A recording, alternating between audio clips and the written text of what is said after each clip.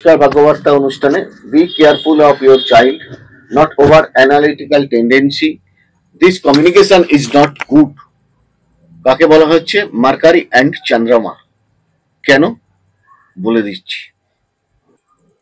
One sector in ইন্টেলিজেন্সি, দেখবেন আপনাদের জোডিয়াকে চাটে আমাদের সকলেরই চাটে বুধের অপোজিটে কোন গ্রহের ঘর? বুধের অপোজিটে সবসময় বৃহস্পতির ঘর। দেখুন আপনি, মিথুনের অপোজিটে কি ঘর পড়ছে? ধনু। কন্যার অপোজিটে কি ঘর পড়ছে?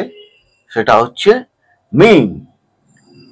এই দুই রাশি বুধের, আর এই দুই রাশি বৃহস্পতির। বুধের কোন দুই রাশি? মিথুন আর কন্যা। বৃহস্পতির কোন দুই রাশি? ধনু অ্যান্ড মীন।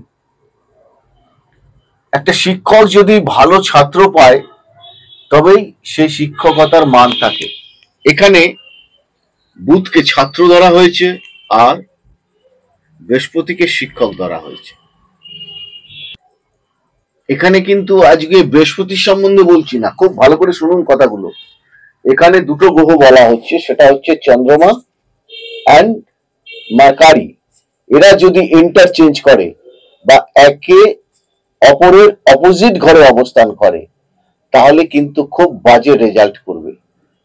বুধ কি করবে? বালক গ্রহ, সে সবসময় কি করবে? জিজ্ঞাসাবাদ। চন্দ্র কি করবে? অস্থিরতার মধ্যে রাখবে, সবসময় ডিস্টার্ব। এই ধরুন কিছু শিখলো, তার কিছুক্ষণ বাদেই হয়তো ভুলে যাবে। এটা হচ্ছে বুধ ও চন্দ্রের কমিউনিকেশন।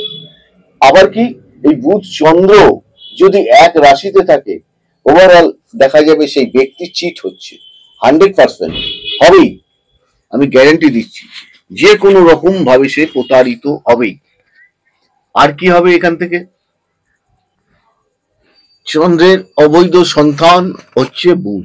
আপনারা নিশ্চয়ই জানেন যে বৃহস্পতির স্ত্রী তারার গর্ভে এই সন্তান হয়েছিল। অতএব বুধ আর চন্দ্র যেখানেই থাকবে এই ব্যক্তি কারুর কাছ থেকে কোনো রকম সহায়তা পাবে না, চিট হবে, ভবিষ্যতে বারবার চিট হওয়ার সম্ভাবনা থাকবে।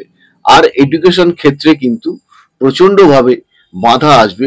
অন্য শিক্ষার ক্ষেত্রে টেকনিক্যাল, মেকানিক্যাল বা আপনার ফিজিক্যাল ডিপার্টমেন্টের যদি কোনো কর্ম করে থাকে সেখান থেকে সেই জাতক কিছুটা ইমপ্রুভমেন্ট পাবে লাইফে, এটা মনে রাখতে হবে। আর বাকিটা ওভারঅল প্ল্যানেট দেখা গেল যে ওই বৃহস্পতির দৃষ্টি বুধের ওপর রয়েছে আর বুধের দৃষ্টিও বৃহস্পতির ওপর রয়েছে, তাহলে কিন্তু অ্যানালাইসিসটা টোটাল ঘুরে যাবে। এটা বিভিন্ন রকম ছক থাকে, তো বিভিন্ন রকম ভাবে দেখার প্রয়োজন থাকে। একটা জিনিস মনে রাখবেন, বুধ চন্দ্র communication is not good, bad result দেবে, এবং আমাদের ছাত্র জীবনে যারা পড়াশোনা করছে তাদের ক্ষেত্রে, আমাদের সন্তানদের ক্ষেত্রে। আমার এই জ্যোতিষশাস্ত্রের এই অনুষ্ঠান চ্যানেলটি আপনারা দেখুন, লাইক শেয়ার সাবস্ক্রাইব করুন।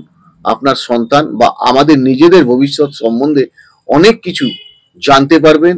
ঈশ্বরের কাছে কামনা করি আপনারা সকলে ভালো থাকুন, সুস্থ থাকুন, অনুষ্ঠান দেখুন।